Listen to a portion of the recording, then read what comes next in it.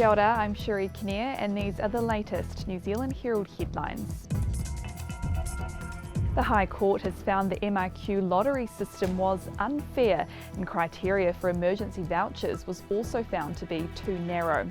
The legal battle was kicked off by advocacy group Grounded Kiwis, which represents New Zealanders stuck overseas.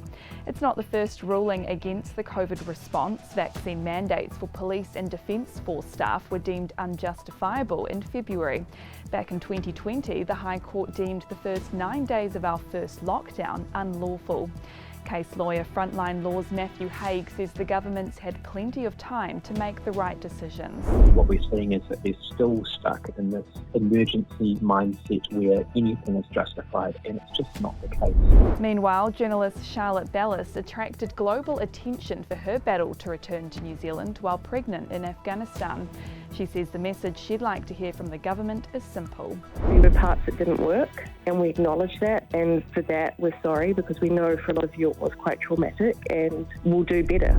A group of more than 150 doctors and scientists have warned this Omicron wave is not our last. They've penned an open letter to the government calling for a stronger mitigation plan. It calls for greater vaccine efforts, but warns the jab alone is not enough. The group wants mask mandates to stay in schools over winter, surgical masks like N95s handed out to the public, and better ventilation in schools. A suggestion bollards aren't necessarily a straightforward option for preventing ram raids.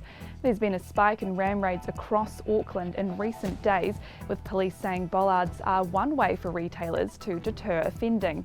The Newmarket Business Association says bollards can easily be put on private property, but a lot of businesses come unstuck when they need to put bollards on footpaths because the process is difficult. They'd like to see Auckland Transport step up and fast track where possible the applications for bollards to be installed. And the Maritime Union says they'll be advocating for enforceable codes of practice as part of a review on our ports. The Transport Accident Investigation Commission will investigate the recent deaths at Lyttelton Port and ports of Auckland and determine any system-wide lessons. All port companies have been asked to review their operations, while industry and worker representatives will be asked if any regulatory changes are needed.